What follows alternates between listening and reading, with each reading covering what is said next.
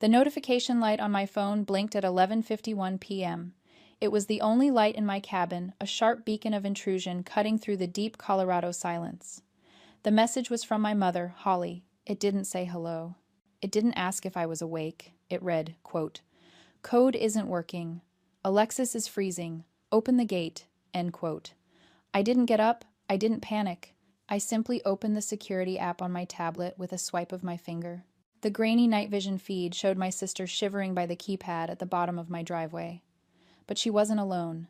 Idling behind her, spewing gray exhaust into the pristine mountain air, was a 26-foot U-Haul moving truck. They hadn't come to visit. They had come to conquer.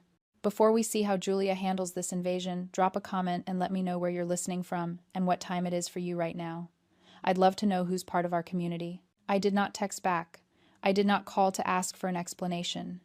In my line of work as a data actuary, we are trained to look at variables and predict outcomes. The variable here was a 26-foot truck idling on my property at midnight. The outcome if I opened that gate was a permanent occupation. My parents and sister had not come for a holiday. They had come because they had burned their own lives to the ground and decided my sanctuary was their insurance policy. I watched the screen. My sister Alexis was stomping her boots in the snow, gesturing wildly at her husband Alexander, who was leaning against the truck, looking defeated. They were waiting for the gate to slide open. They were waiting for me to play my role, the dutiful, quiet sister who absorbed the family's chaos so they didn't have to. With a tap, the camera feed vanished, replaced by my smart home administration panel. I scrolled down to the security tab. There was the guest code I had given my mother 2 years ago for emergencies. My finger hovered over the trash can icon. I didn't hesitate. I tapped delete. Then I tapped confirm. The digital command flew through the fiber optic cables buried under the frozen ground, severing the only link they had to my warmth. On the monitor, I saw Alexis punch the code into the keypad again. Then she kicked the metal post. They were trapped. The private road to my cabin was 5 miles long, narrow, and icy. There was no cell service at the bottom of the valley, only the intercom system connected to my house. The intercom buzzed, a shrill, demanding sound in my quiet living room.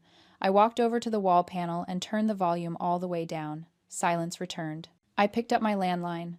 This was the only way out for them, and I was about to dictate the terms. I dialed the local sheriff's department. I kept my voice calm, professional, and devoid of familial guilt. I told the dispatcher that there were trespassers blocking my private access road. I did not say my family. I did not say my mother. I said trespassers. In the eyes of the law, that is exactly what they were. For the next 20 minutes, I stood by the window, watching the red taillights of the truck bleed into the falling snow. My phone vibrated incessantly on the table, a frantic heartbeat I refused to acknowledge. I didn't block them yet. I needed the evidence of their escalation. When the blue and red strobe lights of the sheriff's cruiser cut through the darkness, I felt a wave of cold satisfaction. I watched on the monitor as the deputy stepped out. I saw my father, Jeffrey, climb out of the truck, waving his arms, pointing up toward my cabin. He was trying to explain, trying to charm, trying to use the authority he had wielded over me my entire life. But out here on the side of a mountain at midnight, his authority was a currency with no value. The deputy pointed down the road. "Leave. Now." I watched them climb back into their vehicles. The U-Haul began a clumsy, dangerous three-point turn on the narrow track. As they drove away, disappearing around the bend, I didn't feel safe exactly. I felt efficient. I had identified a risk, and I had mitigated it. The sheriff's departure marked the end of the immediate crisis, but the silence that followed was heavy with unanswered questions. Why had I been so brutal? Why didn't I just talk to them? Why didn't I just give them a chance? I sat at my desk and opened a new spreadsheet. It wasn't for work. It was for my sanity. I titled it, "The Cost of Survival." Most people look at my life, my paid-off cabin, my savings account, my quiet evenings, and call it luck, or privilege, or maybe just selfishness. They see the result, but they don't see the invisible chain I forged link by painful link to pull myself out of the hole my family dug for me. Row 1. Date January 15th, 7 years ago. Expense $45,000. Description Alexis's credit card debt. Consolidation. I typed it out, staring at the number. I was 22 then, fresh out of college, working 80-hour weeks as a junior analyst. I lived in a basement apartment with no windows to save on rent.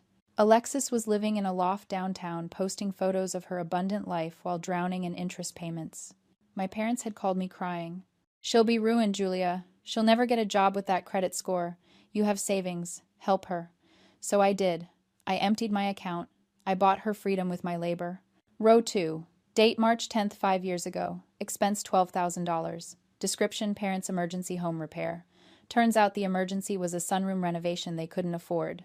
They didn't ask. They just sent me the contractor's invoice. I paid it, because that's what the good daughter does. I kept typing. The list grew longer. Bail money for Alexander's failed startup. The down payment on a car Alexis needed for her brand image. It wasn't just money. It was my life. Every dollar I gave them was an hour I spent staring at spreadsheets while my friends went out. Every check I wrote was a vacation. I didn't take a dress. I didn't buy a risk I didn't take. I stopped typing and looked out the window at the snow-covered pines. People call me cheap. They call me cold. They don't understand that for me, money isn't currency. It's oxygen. In a family that viewed me as a utility, a battery to be drained until empty, my savings were the only thing that proved I existed for myself. My frugality wasn't a quirk. It was a survival mechanism. It was the only way I could buy back pieces of my own future. Then the final entry. Date: 1 month ago. Event: the eviction. I hadn't known about it at the time. I found out later from a neighbor. My parents had co-signed Alexis's lease in Chicago. When she stopped paying rent to fund her lifestyle brand, the landlord threatened to sue. My parents, terrified of the financial hit, negotiated a lease break. They agreed to vacate the apartment by February 1st. They didn't tell me. They didn't ask if I had room. They just assumed. They assumed that the good daughter, the smart sister, the one with the steady job and the quiet life, would naturally absorb the disaster. They canceled her lease because they believed my home was already theirs. I closed the laptop. The screen went black, reflecting my own face. I didn't look like a victim. I looked like an actuary who had finally balanced the equation. I had spent 7 years buying my freedom. Tonight, I simply refused to issue a refund. The sun rose over the continental divide, painting the snow in shades of violent pink and gold. It was the kind of morning that usually made me pause and breathe, grateful for the isolation. But today, the silence inside the cabin was broken by the angry buzz of my phone against the pine wood table. The digital siege had begun. I didn't pick up the phone to answer. I picked it up to collect data. The first notification was from Instagram. My sister Alexis had posted a reel 3 hours ago. It already had 12,000 views. I tapped the screen. The video opened with a close-up of Alexis's face artfully streaked with mascara tears. She was wrapped in a thin motel blanket, shivering for the camera. The caption read, "Abandoned by my own sister in the freezing mountains." I watched it with clinical detachment. "We just wanted to see her," Alexis sobbed into the lens. "We drove all night to surprise her for the holidays, and she locked us out. She called the police on her own parents. We're stranded in a motel with nothing." She didn't mention the moving truck. She didn't mention the 26-foot U-Haul filled with her furniture that was currently parked in the Motel 6 lot. She didn't mention that she had canceled her lease in Chicago without asking me if I had room. In her narrative, she was the little match girl and I was the cruel innkeeper slamming the door. The comments were rolling in like an avalanche. "Your sister is a monster," one user wrote. "Who does that to family?" wrote another. Strangers who knew nothing about my life were diagnosing me as a narcissist, a sociopath, a villain. Then came the texts from my parents. They weren't reading the comments. They were coordinating the assault. My mother, Holly, sent a screenshot of a receipt.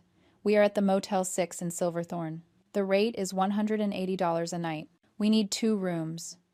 You need to Venmo us $500 immediately to cover this and food. This is your fault, Julia. Fix it." I set the phone down and looked out at the frozen landscape. A younger version of me would have panicked. I would have felt the crushing weight of guilt, the programmed response to my mother's disappointment. I would have thought maybe I am the monster. Maybe I did overreact. But I wasn't that person anymore. I looked at the situation through the lens of my profession. In risk analysis, you have to understand the root cause of a failure to prevent it from happening again. I realized then that my parents weren't crazy. They weren't evil cartoon villains wringing their hands. It was something far more insidious. They were conditioned. For 30 years, they had operated in a family system where my role was the fixer and Alexis's role was the star. They had normalized a specific kind of cruelty, the cruelty of extraction. To them, my money, my time, and my home were community property. They genuinely believed that my refusal to let them move in wasn't a boundary, it was a theft. In their twisted logic, I was stealing their safety net. They weren't angry because they missed me. They were angry because the appliance they used to fix their problems had stopped working. Understanding this didn't make me forgive them. It made me realize that negotiation was impossible. You cannot reason with a system that views your independence as an act of aggression. I didn't reply to the texts. I didn't comment on the video. I took a screenshot of the video, ensuring the timestamp was visible. I took a screenshot of my mother's demand for money. I saved them to a folder on my cloud drive labeled Evidence. Then I opened my laptop. It was time to stop playing defense. In the world of actuarial science, when a liability becomes too volatile, you don't argue with it. You insure against it. I stopped treating this as a family squabble and started treating it like a hostile corporate takeover. I closed the Instagram tab. I muted the text thread. I sat up straight in my ergonomic chair and engaged the part of my brain reserved for high-stakes audits. I didn't search for a family therapist. I searched for a property attorney licensed in Colorado, specifically one with a reputation for aggressive boundary enforcement. I found a man named Robert whose reviews described him as expensive but lethal. I dialed his number. The consultation fee was $300 an hour. It was the best money I had ever spent. For the next 2 hours, feelings were irrelevant variables. I dealt in facts. I forwarded him the deed to the cabin solely in my name. I forwarded the security footage of the U-Haul blocking my access road. I forwarded the screenshots of my mother's demand for money and Alexis's public defamation. Robert didn't offer sympathy. He offered strategy. By noon, we had drafted a formal cease and desist order. It was a beautiful document heavy with legal jargon and absolute finality. It stated clearly that Holly, Jeffrey, Alexis, and Alexander were permanently barred from entering my property. It outlined that any further attempt to access the premises would be treated as criminal trespassing. It also included a clause regarding the digital harassment, noting that further public defamation would result in a lawsuit for damages. I realized then that no is a complete sentence, but a lawyer's letter on official letterhead is a punctuation mark that cannot be ignored. It transforms a request into a requirement. It strips away the emotional manipulation of "but we're family" and replaces it with the cold, hard reality of "you are defendants." Next, I turned my attention to the digital front. I didn't comment on Alexis's video. I didn't engage with the trolls calling me a monster. I used the platform's own tools against them. I flagged the video for harassment and doxing, citing the specific timestamps where she revealed my general location. I contacted the support team for the fundraising page Alexis had hastily set up to help the family survive the winter, flagging it for fraud, since they were not in fact stranded without resources, but staying in a motel with a credit card I knew my father had. By 2 p.m., the video had been taken down for violating community guidelines. The fundraising page was under review. The digital noise that had been screaming at me all morning was suddenly abruptly silenced. I printed the cease and desist letter. The hum of the printer was the only sound in the room. I signed it with a steady hand. I scanned it and emailed it to my parents and sister. I didn't add a subject line like "I'm sorry" or "Please understand." I simply titled it "Notice of Legal Action." I sat back and watched the snow fall outside. I had built a fortress not just of timber and stone, but of paper and law. They wanted a reaction. They wanted tears. Instead, I gave them a firewall. I was no longer their daughter or their sister. I was the plaintiff. Robert called 3 days later. His voice was grim, stripped of the usual professional distance lawyers maintain. "Julia," he said, "I found something while pulling the property records to register the cease and desist. It's significant." I put the phone on speaker and opened my laptop. "Tell me." "Your sister, Alexis," he began, "registered an LLC 3 months ago. Mountain Soul Retreats. And the registered business address isn't her apartment in Chicago. It's your cabin address." I felt the blood drain from my face. "What?" "It gets worse," he continued. "I did a search for the business name. She has a website. She's been selling tickets." I typed the name into my browser. The site loaded instantly, a sleek, professionally designed page featuring photos of mountains, yoga poses, and holistic wellness quotes. And there, front and center under the upcoming retreats tab, was my living room. Not a stock photo. A photo taken from the Zillow listing when I bought the house. "Restore your spirit in the Colorado wilds," the copy read. "Join us for an exclusive 7-day immersion at our private sanctuary. Gourmet meals, guided meditation, and luxury accommodations included." "Scroll down to the dates," Robert said. I scrolled. Winter solstice retreat. December 15th to December 22nd. Sold out. December 15th was next Monday. She sold tickets to a retreat at my house, I whispered, the absurdity of it choking me. Without asking me. Without even having a lease. She has a lease, Robert said. Or rather, she has a document that purports to be a lease. She submitted it to a small business lender to secure a $50,000 startup loan. I pulled the filing. It has your signature on it, Julia. Or a very bad forgery of it. The world tilted. This wasn't just entitlement anymore. It wasn't just a toxic family dynamic where boundaries were ignored. This was criminal fraud. Alexis had forged my signature on a legal document. She had taken money from a bank under false pretenses. She had taken money from customers, real people who had paid $2,000 each according to the site for a service she could not provide. That's why they came, I realized, speaking more to myself than to Robert. That's why the moving truck. They weren't just looking for a place to crash. They were coming to set up. They were going to turn my home into a hotel. If those clients show up on Monday and there's no retreat, Robert said, Alexis is looking at multiple counts of fraud, theft by deception, forgery. And if your parents knew about it and helped her move the furniture, which the truck suggests they did, they're accessories. I looked at the website again. At the photo of my sanctuary, stolen and commodified. At the smiling picture of Alexis in the About Your Host section, describing herself as a visionary healer. This was the kill shot. I didn't need to argue about feelings. I didn't need to explain why I deserved space. I held the nuclear codes. Robert, I said, my voice steady. Send everything you found to the local district attorney, and send a copy to the bank that issued the loan. Are you sure? Robert asked. Once we do that, there's no going back. Your sister could go to prison. I thought about the years of financial abuse. The $45,000 of debt I paid. The way my parents had canceled her lease, assuming I would catch her. The way they had called me a monster for protecting my own home. I am sure, I said. Do it. The family returned 2 days later. The snow was falling in thick, heavy sheets, reducing visibility to a few feet. It was the kind of weather that made the mountains dangerous for anyone unprepared. I saw the headlights first, 2 weak beams cutting through the storm. Then I saw the car, a rented SUV, parked at the locked gate. My phone rang. Unknown number. I ignored it. The intercom buzzed. I ignored it. I walked to the wall panel and turned the monitor on. My mother Holly was standing in the snow, pressing the intercom button repeatedly. She wasn't wearing a heavy coat, just a fashionable puffer jacket that was useless against the altitude. Beside her, Alexis was wrapped in a scarf, looking pale and terrified. Julia, please, my mother's voice crackled through the speaker, thin and desperate. We know you're in there. Please answer. I watched them for a moment. They looked small. They looked pathetic. The anger I had expected to feel wasn't there. Instead, I felt a profound sense of distance, as if I were watching strangers on a television screen. I pressed the talk button. What do you want? Julia, my mother sobbed. Thank God. Listen to me. We have to talk. It's an emergency. I sent you a cease and desist, I said, my voice calm. You are trespassing. We know, Holly said quickly. But we didn't have a choice. The clients, the retreat guests. They're arriving tomorrow. Tomorrow, I asked, though I already knew. Yes, 12 of them. They've already flown into Denver. They're renting cars. They'll be here by noon. Alexis stepped forward, her face pressed close to the camera. She looked frantic. Julia, please. I don't have anywhere else to put them. I spent the deposit money.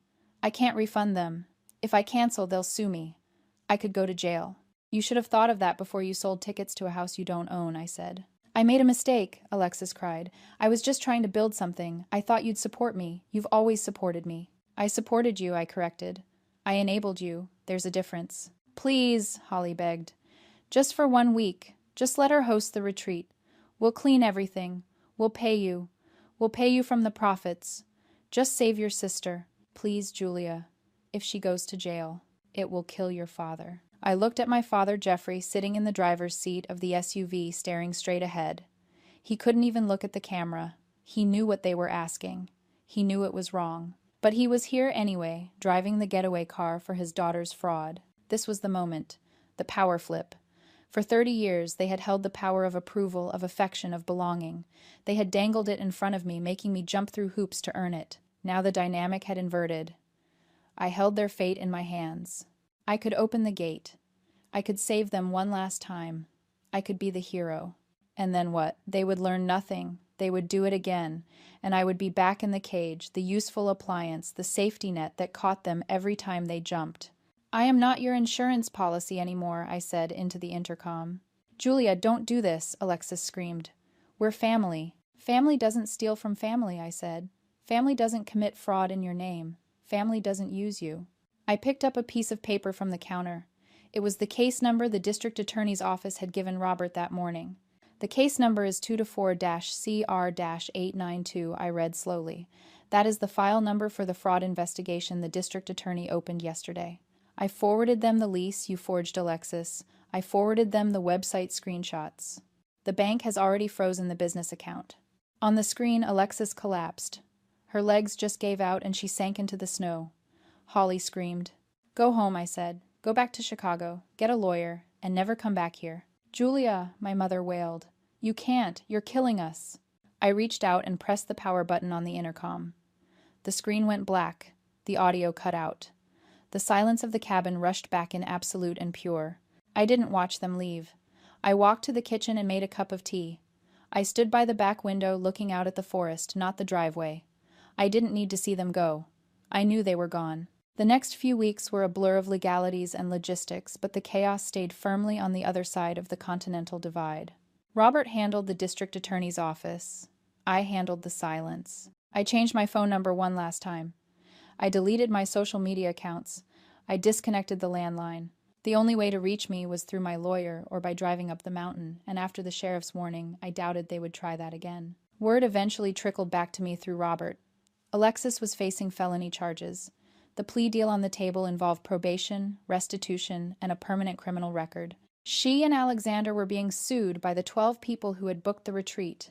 My parents had sold their house in the suburbs to help pay for Alexis's legal defense and the restitution. They were downsizing to a 2-bedroom condo. The legacy they had tried to protect by sacrificing me was gone, consumed by the very child they had enabled. I didn't feel triumphant. I didn't feel vindicated. I just felt relief. The heavy, suffocating blanket of obligation that I had worn for 30 years was finally gone. One evening in January, I sat on my deck with a mug of hot cider. The air was crisp and clean, smelling of pine and cold. The snow was falling softly, covering the tracks of the U-Haul, erasing the memory of the invasion. I thought about the family I had lost, or rather, the family I had finally admitted I never really had. We are taught that blood is thicker than water, that family is everything that you endure, anything for the people who share your DNA. But that's a dangerous lie. Biology is an accident. Loyalty is a choice. You don't owe your life to the people who gave it to you if they only value you as a resource. Cutting ties wasn't an act of war. It was an act of self-preservation. It was the only way to stop the bleeding. I looked out at the vast white wilderness surrounding my home. It was quiet. It was peaceful. And for the first time in my life, it was mine. If you've ever had to save yourself from the people who were supposed to protect you, share this story. You are not alone.